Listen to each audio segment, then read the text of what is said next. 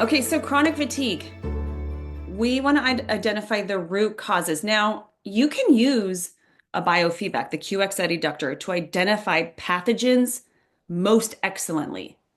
But if you don't have that, there's other tests that you can do. Or, like if I'm doing remote sessions with people, there's other testing that you can do to identify root causes to chronic fatigue. And why is this so important? Because so many of us are dealing with some portion of fatigue, whether it's a minimal amount of a portion, meaning like small adrenal fatigue or mood disruptions or lack of sleep creating fatigue or creating cortisol spikes. So it's important to find out what it is, how to solve it, and then what you can do to kind of move forward and beyond that so that you're living a life fulfilled. So, what is the underlying key causes?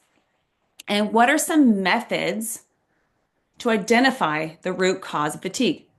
So there are a plethora of things that you will find can create fatigue, unfortunately, especially in our day and age, since we don't live on a mountaintop in pristine, clean air or by the ocean with pristine, clean air, and we're earthing and sunny all the time.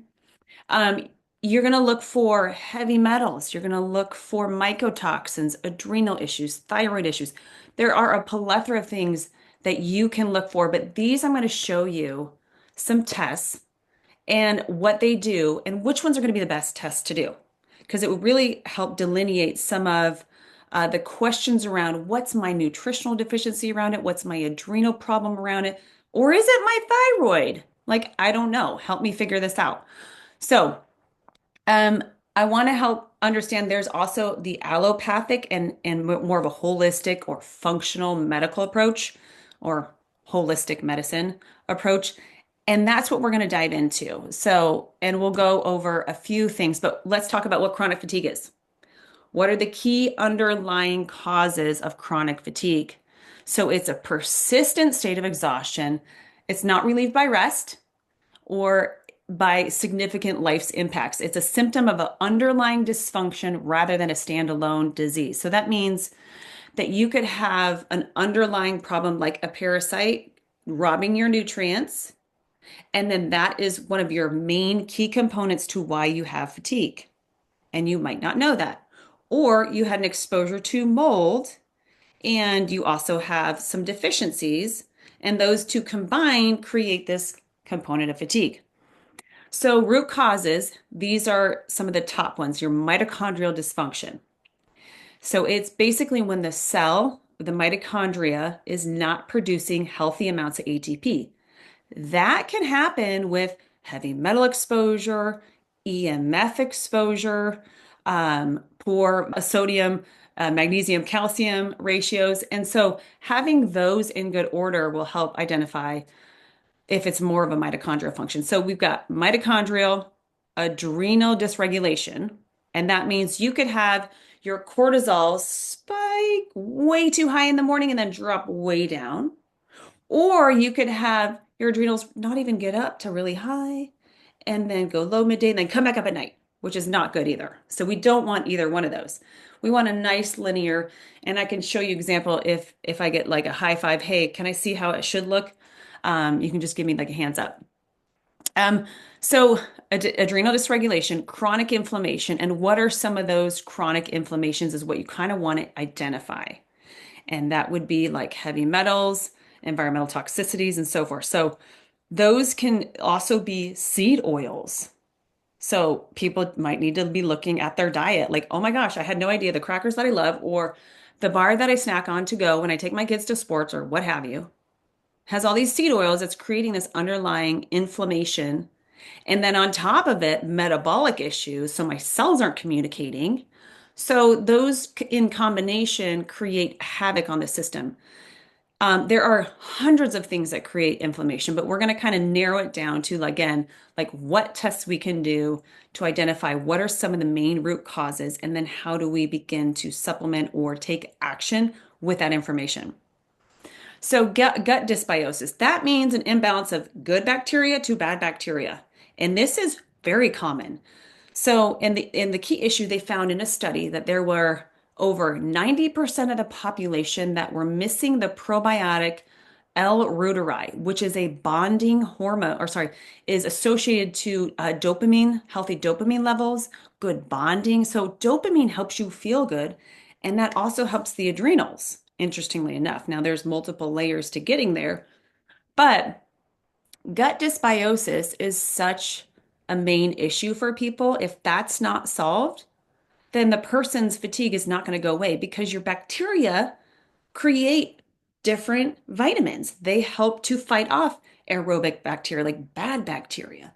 So it's kind of finding again which ones you're missing. And you can also broad spectrum supplement too. So we're not going to go into detail with that, but toxin overload. So that would be heavy metals, mold, environmental toxins, and that could be pesticides, herbicides, like fabric softeners, so forth. So there's a plethora of those. And really, the biggest question people ask me is, how did I get heavy metals?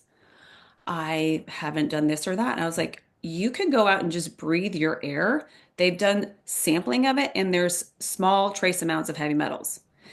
Another example, I have Dr. Mercola's air filter, and there's a plate in there that will pick up metals.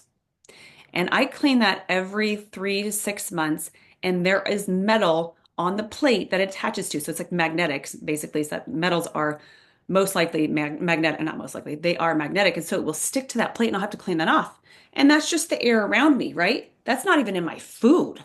So coffee has heavy metals, chocolate has heavy metals.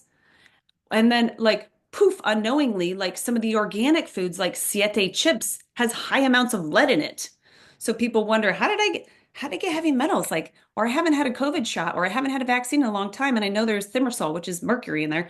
And how did that happen? Well, because there's other places you can get it, and it's quite surprising. So knowing that is most likely your upstream issue out of all of these heavy metals, dealing with that because parasites, mold, fungi love like metallic areas or areas where there's low oxygen, if that makes sense. So they will accumulate and live together. Okay, so that's why that has to be solved. Period. End of story. If that's not solved, and then kind of you'll also have to do kind of cleanup over time because it's not like you're never going to get exposed again now that you're cleaned up. It's kind of like I washed all my dishes in the sink this week and I don't need to do it again. Well, not true.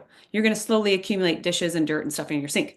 So just like that with your heavy metals, it's really important to make sure you identify that you do have a high amount. And sometimes you don't have to, you can just start chelating, but it's nice to know where your volume is at and what you've done to help improve that. And there's multiple ways, which we'll talk about in the coming weeks, how to remove heavy metals.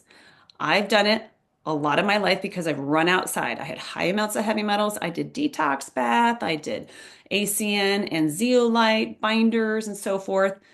Just being outside and I'm a healthy human doesn't mean that I'm immune from getting junk in my body. So, nutrition or nutrient deficiencies. So I can see these on the QXad eductor, but we can find very specific amounts on different tests that really help identify, okay, B12, totally out of whack or totally great. Magnesium, awful. Calcium, too high in comparison to magnesium. So there's ratios you want to have, and I don't want to overcomplicate it, but just help you understand that there's a balance in the body that it wants to have in order to have good health and good energy. If it's out of balance, it's not going to have great energy and it's not going to be steady. Doesn't mean that we're not going to have days where we're naturally tired because we like overworked ourselves the day before. That's a whole different story. So hidden infections would be like Epstein-Barr, Lyme, candida, parasites. The biofeedback does a stellar job with identifying those things. And there's really cool tools, which we'll talk about in the coming weeks, on how to mitigate those things, which is awesome. And it's really exciting too. I cannot wait to share.